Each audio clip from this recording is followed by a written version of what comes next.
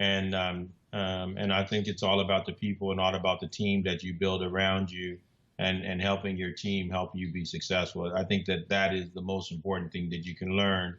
And I made a lot of wrong decisions early on in choosing the wrong team members. And now I think, for the most part, I think I kind of do it right. And we really spend a lot of time trying to find the right people that fit the vision for Punch TV Studios. Okay. How many employees do you have? I think we have about 20 people that work here right now, give or take. Oh, fantastic. So right now you would be what would be a penny stock We're or not penny equity? stock. Now, a lot of people have that. I'm glad you brought that up. A lot of Okay. people have that misconception. We're not a penny stock. We're actually in the IPO phase. Okay. And what happens in the IPO phase, this is where you're buying the stock, or the people that are buying stock for Punch are buying the stock before we begin trading. When we trade, I'm pretty confident we're going to open way over $80 a share or so. I'm very confident. So we'll never, you know, if we execute a good business model, we will never be a penny stock. And basically, there's nothing wrong with being a penny stock. It's just that those are stocks that trade under $5 a share, and you can't make NASDAQ when you're trading under that low. Right. $4 a share, you can't make NASDAQ. And so typically companies that don't make NASDAQ, they trade over the counter, and Right. they call those over the counter stocks penny stocks. But I don't think Punch TV Studios is going to be one of those. But if we have to do that, we will. Okay. And I'd be very proud to be a part of that and to do what we're doing, on Wall Street. And it's just a matter of where people can buy your stock. That's pretty much what it comes down to. And Exactly. but right now, no, we're in an IPO phase. We're not a penny stock. We're just in the IPO before we begin trading. Fantastic. So is there an estimated I think I read something that you're is that happening soon? Yeah, we're going to be closing the IPO to the public on the 21st of this month. So we'll be closing that to the public on the 21st. And then we've set aside some shares for some nonprofits, which we want to be a part, work with some churches and some things like that. We set aside shares for groups, Mhm. and we want to get those all tied to the groups. And then once that is, we'll be totally closed out, and we'll be working on our shareholders meeting. Okay, fantastic. I have to get my shares. In fact, I don't think it was you. Someone else came to one of our Recycling Black Dollars breakfast mixer a number of years ago, and I misplaced the memorandum, and then you came back to me again. So now I know that it's time for me Stick. I'm to. always around. I just stick. That was probably me at that meeting. Like, hey, you need to get ready to get you some stock in Punch TV Studios. That was probably me, It but probably was. I just stick. That's one of my bad. That's And one so of here my you bad are traits. again. So Hey, now get I'm rid of gonna. me, girl. I'm gonna hang on to you. Oh, well, good. I'm glad you did. So you came back. Excuse me, Joe, Joseph, pardon me, Cal Johnson. You currently broadcast on DirecTV, is that correct? No, we're not on DirecTV. We have 5 TV stations across the country where we broadcast on. Where we have a TV station in Houston, Texas, in Beaumont, Texas, in Jacksonville, Florida, in Pensacola, Florida, in Columbus, Ohio, and I'm getting ready to launch a new station in Atlanta, Georgia. So those are our stations where we're on right now. We're not on DirecTV yet, but after this IPO, we're going to see what happens. Okay. So where would so it's online based now, right? No, no, we have terrestrial TV stations if you're in the markets that I just mentioned, but you can also watch us online. We do a live stream on our website at punchtvstudios.com, so you can definitely see us online. Okay. And here in now there's a studio on Pico and Fairfax. Yes, that was our studio in Pico and Fairfax. We're not there anymore. I Oh, guess we use it if we need to use it, we can use it, but we kind of went down lean and trim, and we have something else cooking right now. We're going to see how the pot boils in the next couple months, but we have something else cooking. okay. I like that. I like things cooking. Definitely, definitely. I have a young man that's here, and we're going to introduce him. But he's very excited to meet you. He's 22 years old, and Nice. I was just so impressed when I met him last week. and he's all into the stock market, and he understands it. And I think he's starting an investment club or has an investment club. And Those are nice. Those are great to have. Yeah, and he's been appointed as a youth representative for the city of Los Angeles, under Martin Ridley Thomas, and his name is Breon Hollie. So would you like to say, because I know when I told you Joseph was going to be on the show, you were really excited. Would you like to say hello to him, ask him something? Oh, yeah. How are you doing today? I'm doing absolutely phenomenal. I'm doing awesome, stupendous, superlatively supreme. Oh, wow. And I'm sitting here all my awesomeness, so I'm great. I'll take some of that. Man, it's really an honor to be talking to you. We was talking briefly last night yes. About investing. And you mentioned IPO, but I've noticed that you also mentioned about penny stock. So I wanted to just ask a few questions, and I wanted to figure out what was your opinion on preferred stock. Do you have companies in mind that you would offer preferred stock to instead of an IPO as far as for the public? So most people have a misconception that preferred stock are better than common stock. Most times public companies use preferred stock to guarantee debt. So if I was going to take out a loan from somebody, then as a way to guarantee that debt, I would issue preferred stock for that loan. Right now, I believe in paying things off and staying out of debt. So we're not issuing any preferred stock with Punch. All of our stock right now is common stock. Even my shares of stock are common stock, and we're going to keep it right there for a while. Awesome. I don't intend for the company to get into debt anytime soon. Yeah, well, definitely starting out as a new company, that's something a lot of new business owners should definitely stay on top of. You don't want to. I think a little bit of debt is okay, just depending on how you leverage it. I think if you can operate in debt and you know where your time, like the only way I would probably even consider taking on debt is if I knew that I had a payment coming from a second source that would cover the debt. I believe in equity, but if I had a payment source coming from a secondary source that was specifically designed to cover that particular debt, I would look into it. But right now, I'm totally an equity player. Oh yeah, that's fantastic. So what are So some of the things I was talking today, and the show, the Business Zone, is all about how do we create an economic wealth within our community. And I do know that the road to wealth is through the stock market and through real estate and the holdings that we have. But you at one point were a small business owner. What advice would you give to our businesses, someone that was just starting a business or been in their first 2 or 3 years of business? I would say find the capital first, because a lot of times we don't, it's going to take 3 to 4 or 5 years maybe before you can get a business off the ground. And most of the times we don't have enough money to sustain ourselves for that time where we're trying to figure out everything. So if you have money, I think one of the mistakes I made was I used all my money in my business, where I should have used my money to raise more money. And that would be my biggest thing that I could tell to anybody. Find the capital first and structure your corporation. You want to definitely be a corporation, and you want to find the capital, be a corporation, and find a good team of people to work with you. I would say those are I think really 3 key things that I think where I felt like I might have made mistakes on in the past. Did you have a mentor as you started this process? Good question. No, because when you talk about you're going to be a billionaire, there's not a lot of black people in the community. You couldn't find one that he wasn't on the corner. He wasn't down the street at the gas station. And even my own parents. I mean, my parents, they were blue collar people, so they couldn't even teach you how to be a billionaire, and I remember even when I was younger, when I was in my 20s, I just needed somebody to teach me how to make $10,000 a month. Right. Because I figured if I could, and I didn't have anybody in my circle that could make that knew how to make $10,000 a month. And there was only one guy who, people used to make fun of him because he would make $60,000 for the year, and then he would take the second half of the year off. And so, when you're in the, when you're in the African American community, taking the second half of the year off, you just don't do that. You got to have a job. Exactly. But had I thought about it then, of course, I would have,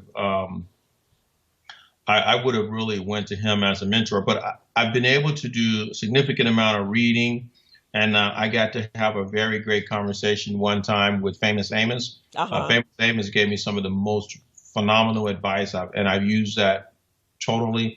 So I had to try to mentor off of other people like Ted Turner, people like T.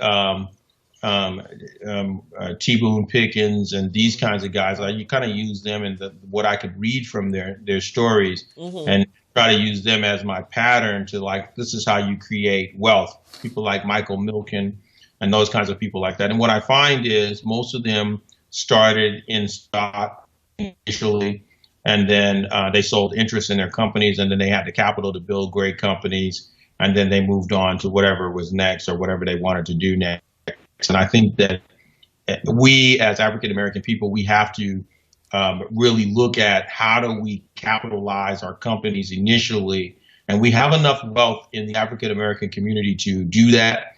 So we just need to figure out how do we capitalize our businesses and how do we help other people become successful.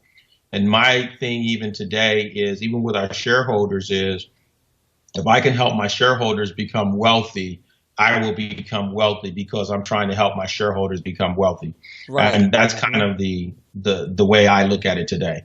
Mm-hmm. Exactly. And those are that's the process. And I think so many of our businesses don't quite understand the path. But again, they didn't have a mentor, but you sought one out. And that's what's important, is being able to seek out the people that are gone before you, and just really following in their path. And I find most people are very pleased when you ask them for advice. They're really helpful and interested in wanting to help you move forward. And I'd like to make a comment on that if I can. It's interesting that you stated that, because I found myself in the same position, being and I just turned 22. So I think I remember when I was 22. Right. That was a long time ago. Oh, man. I've done it, man. I was something else at 22. Man. But you know what? I think it boils down to the hunger that a person has. Like, usually I come across a lot of people who say they can't do it because lack of resources or lack of mentorship.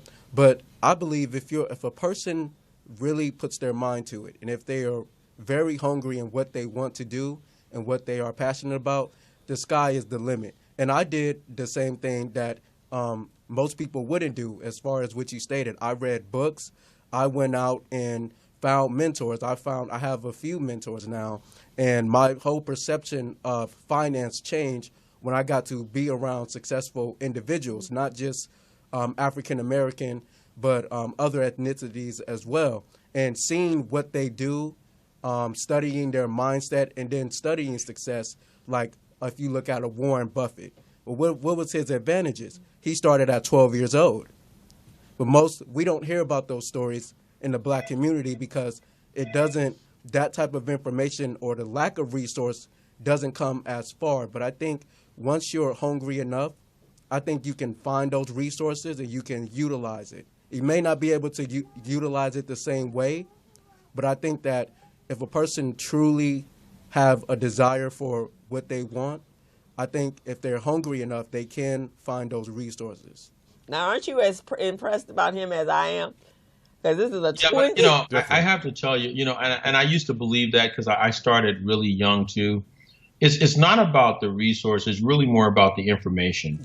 Exactly. It's the knowledge. You can't get the information, and then you got to have the interpretation of information. Mm-hmm. One thing that Bill Clinton said when he was in office and he got into the Monica Lewinsky scandal, he said, "What is the interpretation of the word the?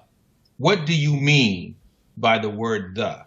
And that always was something that really stuck with me, because we have to be able to interpret the language so that we can understand the definition of the word the, so to speak. And I think that if we can start the process of interpretation and expanding our minds, then I think the sky is the limit. I have to agree with that the sky is the limit if you can interpret the language, if you can interpret the language and then use the language for your benefit. Most definitely. I think a lot of people, especially when it comes to entrepreneurship and finance, they become a bit frantic because of the language and because there's a lack of comprehension. Right. So There you you go. have exactly Yeah. you have the Wall Street terms, and people like me and you, everybody at this table, we would understand that Right. if we were to have a conversation about stocks or bonds or mutual funds or just investing overall. And I think because there's a presence of fear or a lack of knowledge within the African American communities, most of that fear is based on them not being able to interpret or comprehend these different financial strategies, or just having an overall understanding of that, because there is that lack of fear and there's that lack of hope. May I interject? That's why this show is so important, because we can bridge that gap and educate, inform, and enlighten. And that's the exciting part about it.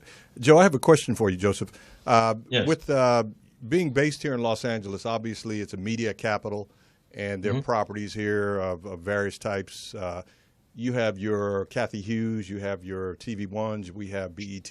How does Punch TV separate itself from the other properties out there? We don't have many. Tyler Perry has a studio facility. Right. Now, Punch TV is going to be in that light, I assume, but elaborate on that. Well, we're different in that I got a chance to take a look at the inside of Warner Brothers, and I got a chance to see their internal structures on how they work. And I decided that I would build a company that was a lot like Warner Brothers, in that we make the majority of our money from licensing our shows to other TV networks like TV One or like BET or like any other network out there. And we make the majority of our money from licensing our shows all over the world. And I think that that's the concept. There are a lot of actors out there. There are a lot of producers out there. There's a lot of directors out there, and they're developing phenomenal content, but they really don't have anywhere to make that content work. And so we want to put it to work. We want to put them to work. We want to create a lot of jobs and a lot of tell a lot of phenomenal stories about the lives of people that ordinarily would never get told. Do it in such a way where we make a ton of money doing it, and we can do the process over and over and over and over again. And for Punch, I just really liked what Warner Brothers was doing. So they had the network, as we do, and then they have their production capabilities, and then they have their interactive capabilities. And I just thought, I can do that. And they're cash rich. And I said, I could really do that, you know, and I really like that about that particular company. That's one of the things I like about the company. And, you know, and I hope in the future that, you know, we might end up acquiring some of those other companies who are today may be perceived as competition. That's actually fantastic, because as I said, we don't usually think on such a large scale, and that is so important. Brennan here, he actually is starting in your path, because he started an auto engineering and music production company. So, nice. And we need to be able to encourage our young people, our millennials, our youngs that are coming, young men and women that are coming out of college, that this could be an opportunity for them to think outside of the box, because I call this outside of the box thinking. Mm-hmm. And you gotta understand one thing, that money is a currency, and to be in a currency means that it's got to flow. Right. So we as African Americans, we've got to, if your money is sitting in a bank, your money is not flowing for you. It's flowing for the bank, because when you put your money in the bank, they take the money and they use it for different projects, and they just have it available when you need it. You know what I mean? Right, so exactly. We can understand the concept that money is a currency, and then use that currency to flow into our economy. There's just like a lot of things that we can do, and everybody wants to do something different. You know, you might want to be in a dry cleaning business or the music business, or you might want to be in the restaurant business, or whatever your company might be, and we can create economies inside of our community that provide jobs for those who don't. Because I was looking at something, I was looking at a movie about Chicago, a documentary on Chicago, and how the lack of jobs has like spurred this crime wave in the city, because every man wants to try to do his best to provide for his kids and his family and his thing like that, but there are no jobs. And there's such a disparity of wealth. Well, we have to now, how do we use the tools that we have to now create jobs in these tough areas, and so that there's an economy in those areas? Because I'm telling you, if a man is going to work, he ain't got no time to do nothing else. Right, exactly. And I think people would prefer to do an honest day's job and earn their own money. You come home and you deal with your woman. You ain't really got time to do much else. So very true. Right. By the time she'd be like, "Oh, honey, we need to do this. We need to do that. We need to do this." Right. You ain't really got much time to do nothing. You'd be like, "Oh man!" By that time, it's Monday morning at 6 o'clock, and you're on your way back to work. So. Exactly. and that's what we need to do, is put all our people to work, so that put everybody to work. If I was running for president, that's what my agenda would be. We are putting America back to work. Right, exactly. Just get them to work. Anybody in America that wants a job will have a job. Exactly.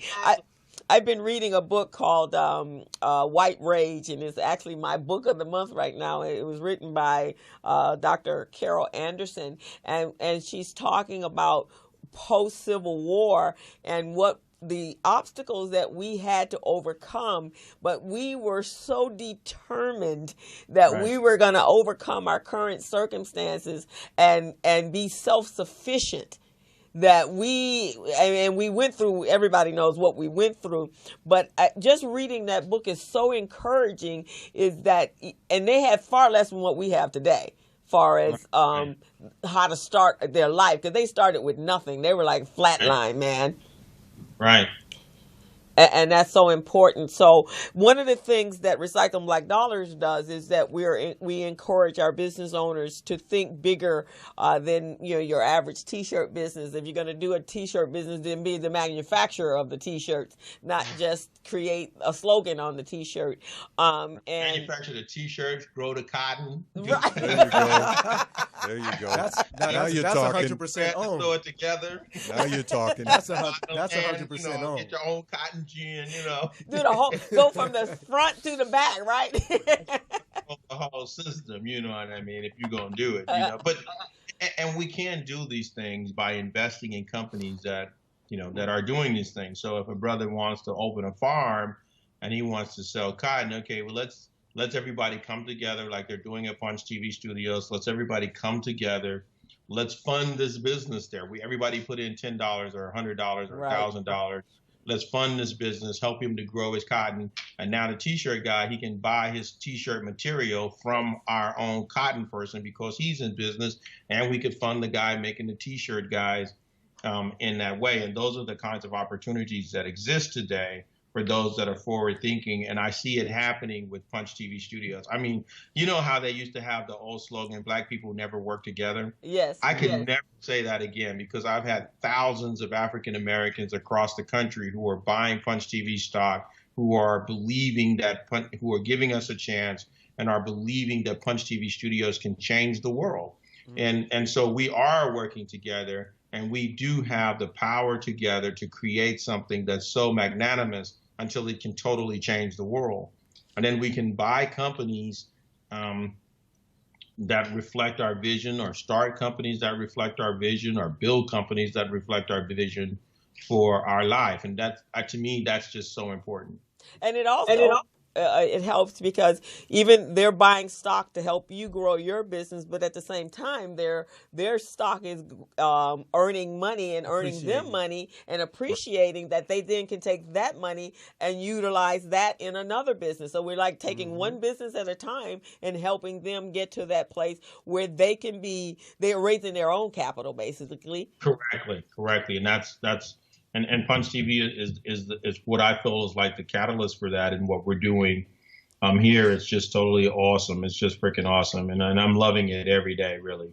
And I want to make a comment on that. I think that is an incredible way to really see the circulation of business funding, just going from one business owner to another. Because if you're buying stock and that a stock does appreciate, then you can take those earnings, the profit on that, and you can be able to, reinvest. You can Right. other business owners will be able to utilize that opportunity because they are Right. helping Punch TV grow. So Correct. you start to see the circulation, and you start to see the compound effect. 100% correct. And I think that that's where we have to do inside of our communities. We now have to create the compound effect, which I'm going to steal that phrase, the compound effect. I'm going to keep that one. A new book, the compound effect. You know. I think this might be your mentor. He's been taking something from you, so I think he has to give you something back. I know, right? But you know what? I feel wanted my to help coming now. I know, right? I wanted to ask you, what is your opinion on the personal development as far as developing more Black leaders within our communities so that they have the right mindset to take advantage of this type of opportunity, whether it's in Punch TV or a new startup business, and understanding why corporations need that startup capital. What is the process that you would think would be more better as far as developing somebody's personal perspective and their mindset, being able to evaluate an opportunity and not be closed-minded per se, to miss out on something, and then when you get older and you're like, that once in a lifetime opportunity came and I didn't take it, right? Do you have a whole lot of regrets? My opinion is leadership begins at home. Yes, it does. I'm old school, so to me, leadership begins with a good switch. I like that. I'm gonna use that one. I'm gonna use that. I like that. Because when discipline is everything. Like, most people are not disciplined to handle large sums of money. So God can't bless you with large sums of money because you're not disciplined to maintain it. Exactly. So, That's because a big one. and discipline begins at home. What you said is a very complex problem, and I don't think that there's no real one solution, but I do know it starts at home. The sum total of me comes from my parents. My father was very entrepreneurial. My mother was, very driven, and my mother was a real strict disciplinarian. But I needed that kind of discipline to achieve what I'm doing now. So to have millions of dollars in the bank, you can easily go blow that money, right? Oh yeah. But discipline says no, because this is done for this, and this. So that's how you are able to use discipline.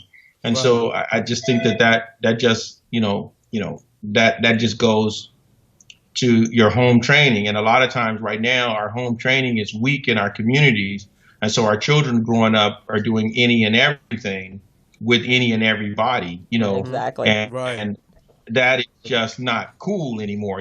When you allow the system to tell you can't spank your children, when the Bible says you spare the rod, you spoil the child. I'm just saying, I'm not trying to preach to anybody, but I'm just telling you. No, but it's definitely It's the truth. true. It's the So truth. what you see now today is you see a lot of spoiled kids. Oh my who God. get the rod.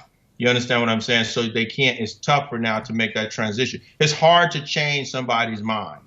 It actually is, and to Very be. difficult. To It's be like trying to make a mule jump. It's very difficult to change somebody's mind, and so people get in these mindsets and they get in these idiosyncrasies of belief, and that's just what they believe, and you cannot change that belief unless something phenomenal or something sparks something inside of them that makes them want to change that belief. And so even with Punch TV Studios, you get people saying, "Oh, you're obviously a scam," and I get that so much.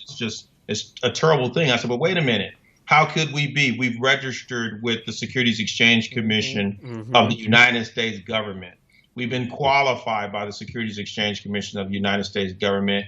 They monitor every single thing that we do in terms of this whole entire process to prove legitimacy as they would with any other publicly traded company. So it's just an impossibility. But because of the mindset of people, they just believe that even before they read it, or they just automatically assume that. How can a black man do an IPO? It just that's just what they assume, you know. So it's going to take an educational process. It's going to take people like myself and other people who are going to come along, who are going to see what I'm doing and say, you know what, that makes really sense. Let's empower our own community. Yeah, let's use our own dollars to start businesses in our communities in different areas, and then let's support those businesses. Most definitely. That's the most important thing to me. You know, I mean, that's the only way I can answer your question, being honest. And I'm sorry that wasn't the politically correct answer. I know I'm supposed to say the politically. I got a list of notes here that tells me what. Well, no, it's okay. The business zone. That came from the heart right there. Well, that's what people need. And that's what the business zone is about. It's about being truthful and giving our people the information they need so they can make better decisions. And one of the things you said, Joseph, is very important. I was groomed as an entrepreneur. I'm a third generation entrepreneur, and it's all about discipline. That is probably the primary characteristics of an entrepreneur, is that you're disciplined to stay on course while you're reaching out to achieve your goals and your dreams. And so many people, and I am a business coach and a co-director of Recycling Black Dollars, and so I'm interacting with small business people all the time, and for them to stay on course is absolutely a feat. For them to stay, they get impatient. It's like, no, and everything is reciprocal in a business. Things change every single day, so you have to be flexible enough to be able to change with the course of your business. Right. That is 100% correct, and believe me, you've got to be flexible. Yes, because Just why you know the inflexibilities of a lot of the larger companies is why they're having such problems. If you take a company like Kmart and Sears, the ability for them to be inflexible, they're very inflexible type companies now, and so you see them struggling in the marketplace.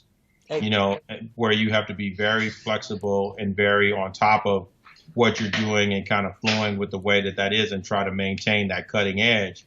And sometimes we get so comfortable in our successes or whatever until we lose that cutting edge, and having that cutting edge is everything. Exactly. So what would be Joseph, I have a question though. I think it's excellent that you took the time to come on the show, and people are having a chance to maybe for the first time see you, hear you, and I'm very impressed. You sound like a leader. I'm sorry, what was that, Joseph? Can they see me? Because I can't see y'all at all. Oh, yeah. Actually, we stream live at morrismedialive.com. Oh, okay. All right. Let me try to go over to Morris Media Live. I was like, where am I? You can't see people. Yeah, so that's how you see us on morrismedialive.com. On Ustream, we stream live there. I have one question for you that I think is really important with the political climate that we're in. The new administration and all, the FCC, black ownership of media properties has diminished over the past 20 years. And so you're kind of starting hopefully a new trend, would you say? Or what kind of feedback are you getting from like the political or business community that's associated? For us right now, it's been really excellent. I don't have anything, really. I mean, I'm involved in politics, but right now it's not really my core thing that I'm involved in. But right now, for me, it's been pretty excellent. One of the things that happened to you in 2016, you had an opportunity to receive the Lifetime Achievement Award, and that was signed by President Obama. That must have been pretty awesome. How did that come about? Yeah, he should have been honored to give that to me. You know what? I think that our President Barack Obama, was one of the greatest presidents ever. We are totally, I'm totally thankful to that man. I mean, he stood up and really showed America what a president, in my opinion, should be and should look like. and I just think he did an awesome job. And as a matter of fact, what we're qualified under to sell stock in our company is a program that he started, and it gives access to capital markets for the small guy. And to me, I think the president championing that bill and getting that bill all the way through to where now we're providing new jobs in our community right now as a result of what President Barack Obama did and the challenge that he took on with the Jobs Act. And I just think that he's like the greatest president ever. And I'm very honored to have received the Lifetime Achievement Award in media from him. And they gave me a beautiful pin to go along with that I can wear, and a beautiful plaque. And they're going to do a presentation at the Punch TV Studio shareholders meeting. They're going to actually do the presentation of that award to me at that meeting. So I'm really excited. I'm really excited about that. And I'm just really honored, really, to be quite frank with you. I'm very honored that they would even consider doing that for me. That is fantastic. I mean, you're just actually beginning into the magnificence of what you're achieving. But that right there is like the greatest halfway point one could have as a milestone. Incredible. Congratulations. Thank you so much. I'm very honored. I'm just joking initially. I'm very honored. I'm very, very honored. Very honored. Oh, yeah. So, Joseph, after the IPO issues, what happens then? Now that once that settles, what's the next direction for Punch TV? Sure. So after we close out the IPO, just from a stock point of view, we're going to close out the IPO. And then we're going to start preparing for the shareholders meeting for all of the shareholders across the country and in Canada to come to our shareholders meeting so that they can get direction on how the company is going to go, how we're going to do what's next. And we're going to vote on the opening price of the stock that we're going to trade at on Wall Street.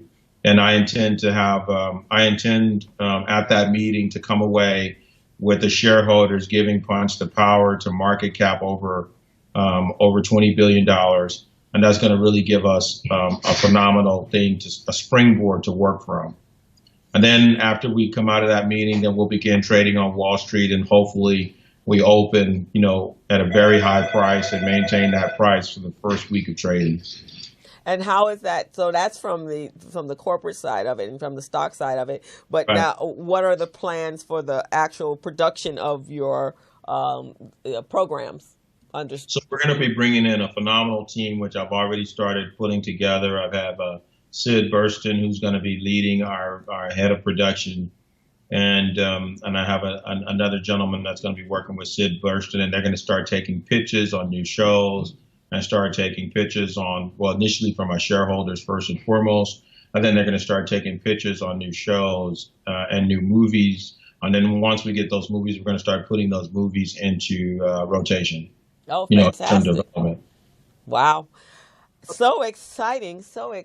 Any questions? Any other questions, guys? I think I've asked my questions. I think for the youth, particularly because I'm the youth representative for Los Angeles, I think this is the type of achievement that they need to see, because there is a lack of history viewing experience. Enjoy live broadcasts and videos without I think you have to turn the sound off of your. I'm sorry. I apologize for that. You need to mute yourself, sir. I'm sorry about that. I was just trying to see. But you can still see us. You just can't hear us, because you can hear us through the Skyping. But it's been such an honor. And I know that many of my listeners, they were really excited about hearing what you had to say to help them make their final decision on purchasing the stock. Yeah, you want to buy some stock in Punch. It's just you want to do it. You want to do it for historical purposes. Yes. I was on eBay last night, and I saw somebody selling a stock certificate that they had from the McDonald's Corporation when Ray Kroc first issued stock in McDonald's. They were just selling their certificate. Oh, okay. And I thought how awesome. Right, yes. I thought that was completely and totally awesome. We have our other company too, which is Punch Animation, which we are developing right now. And we have Leo Sullivan and we have Leo Sullivan, and we have Floyd Norman leading Punch Animation, and they actually work with Walt Disney. Oh, and wow. That's just something to know. I mean, Punch Animation is already trading. Punch TV Studios is the majority shareholder in Punch Animation. And you might, and it's trading about 2 cents a share, but that stock is going to be absolutely phenomenal. That is truly a penny stock, our other company, but it's up over 2,100% since I took over the company. So you might want to take a look at Punch Animation, which is the stock symbol is URBT. Okay. Suppose that, if you don't have enough to invest in Punch TV Studios, you may want to invest in Punch Animation. Okay. And it's still going to benefit everybody. It's something to people to consider.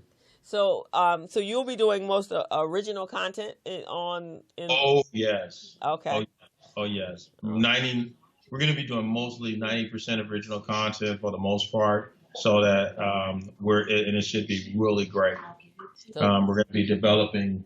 We're going to be developing new movies, new everything. It's going to be just really exciting. We're looking for stories. So if you got a story that you want to have told or whatever, please contact us. That'll be awesome and just really cool.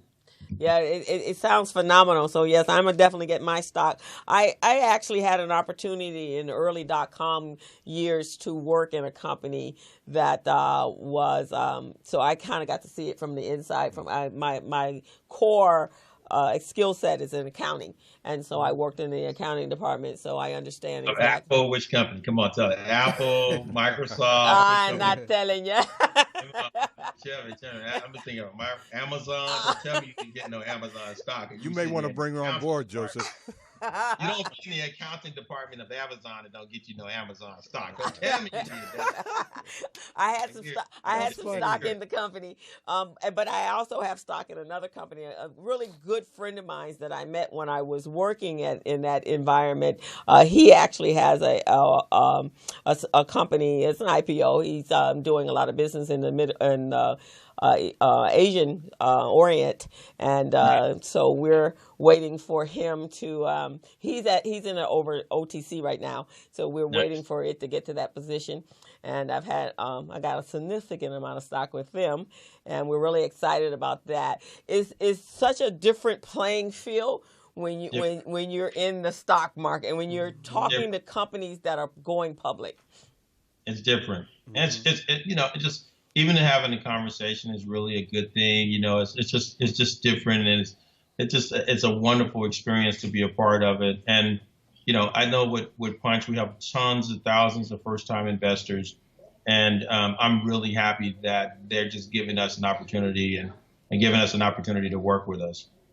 And mainly in our community, especially because that's just something that has never been afforded to us. Even when we work for companies and you had pension plans, you didn't know how they were investing your money. Oh yeah. You just you just knew that money was being taken out of your paycheck, and you left that all up to them. And so for those out there that are listening, and also there are many of you that's been on Facebook that said that you couldn't hear Joseph, and you couldn't hear Joseph because you need to go to morrismedialive.com and you can see the whole show. But I will be the show will be available on YouTube after when we're closed for the day today.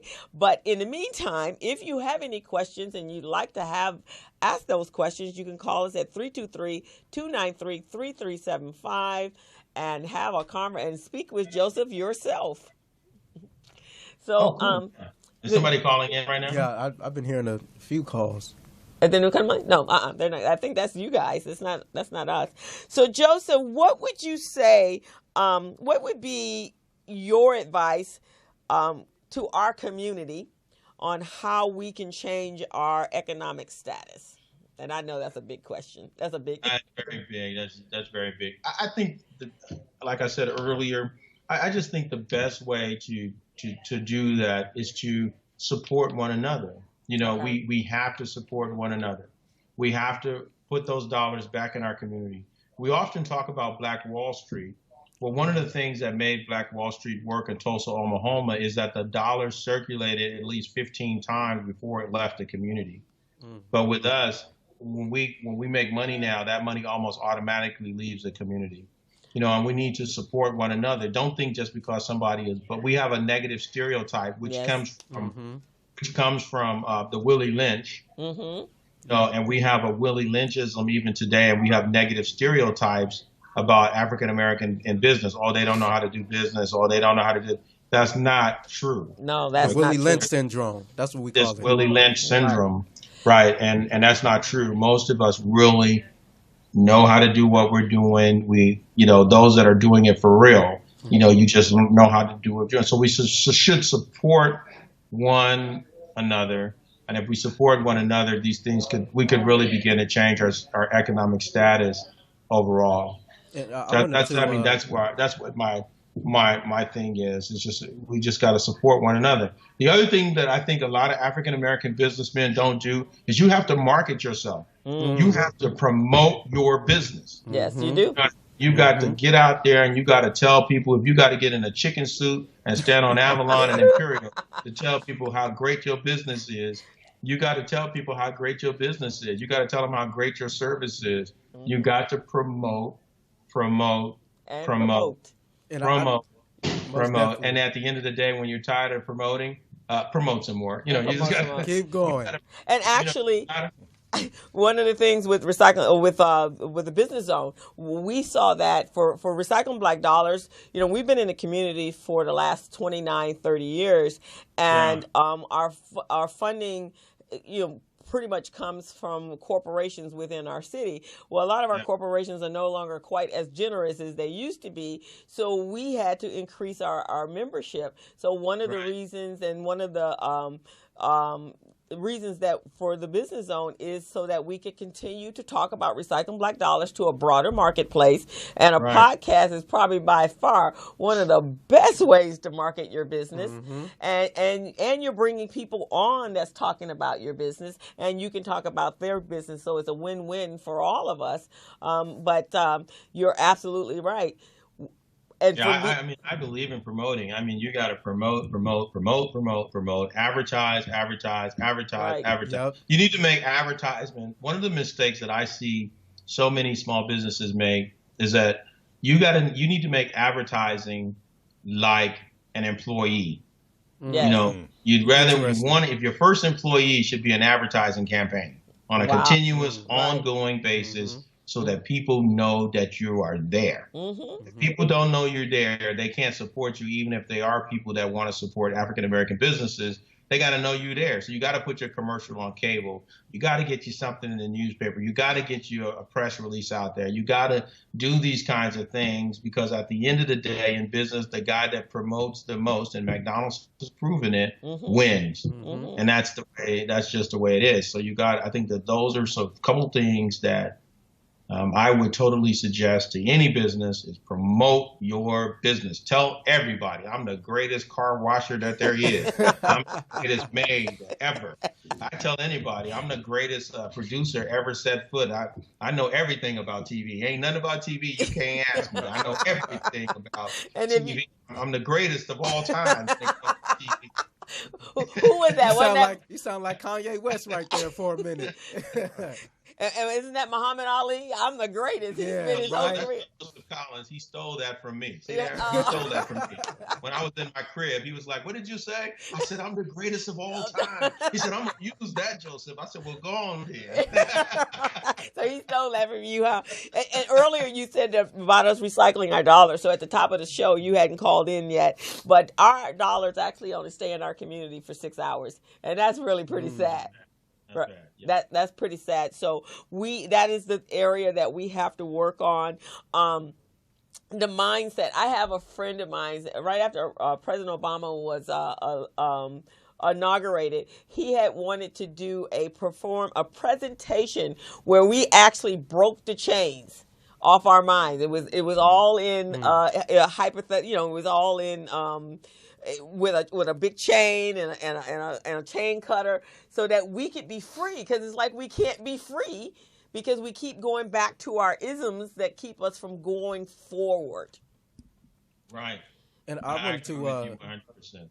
Right. I wanted to make a comment on that. I think it basically boils down to what you said, Joseph, is the power of the mind is something that if we can get individuals to understand that. I mean, the difference between having a millionaire mindset and a poverty mindset Yes, different. is so different. I mean, if I offer you $50, would you say you're poor or rich? Most people would think, $50, I can't do anything with that. A millionaire mindset, $50, you're like, hey, compound interest.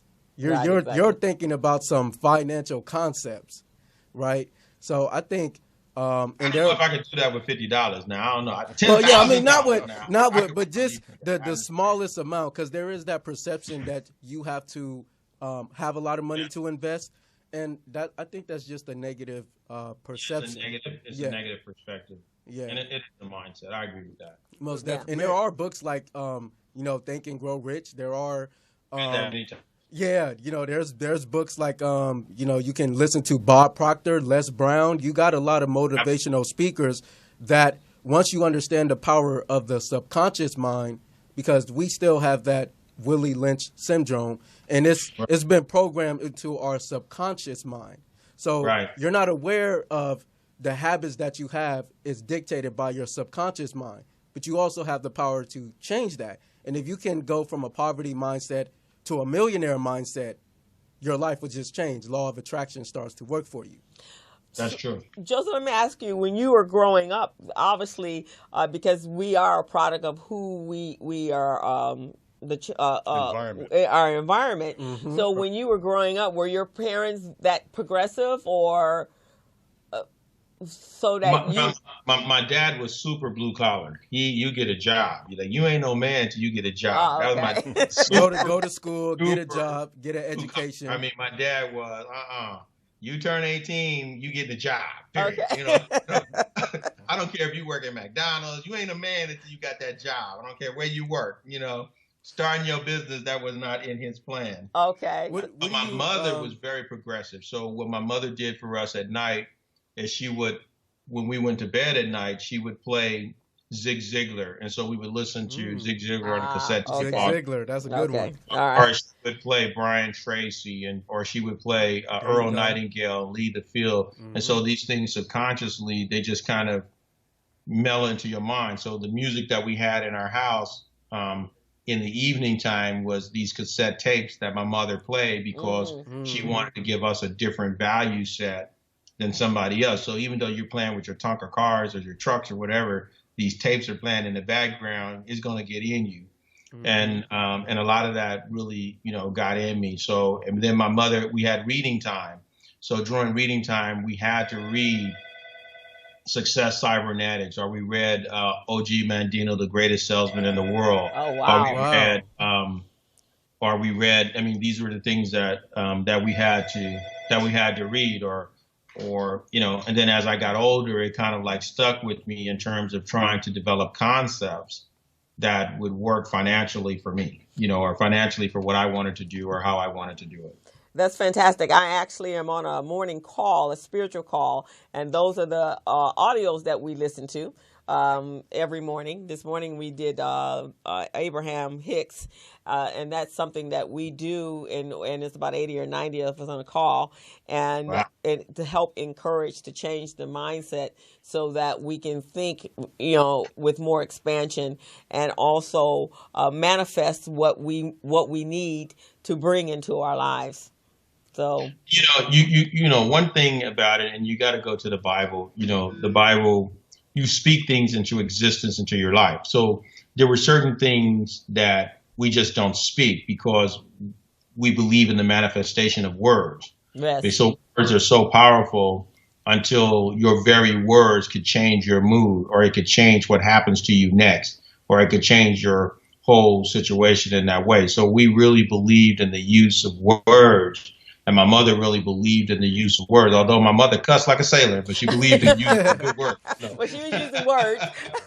So let me ask you a question, Joseph. And she believed in that because you can speak things into your life. And so sometimes we have to be careful what we're speaking into our life. The Bible says, the power of life and death is in the tongue. Is in the tongue. It's in the so tongue. You got to be careful what you speak into your life. So you only want to speak things into your life that edify your mind and your body. That's why I know that I'm the greatest. I'm just telling you, When God made me, he broke the mold. You see, I understand. There's not another man on this planet that's more handsomer than me. I haven't ran into him yet.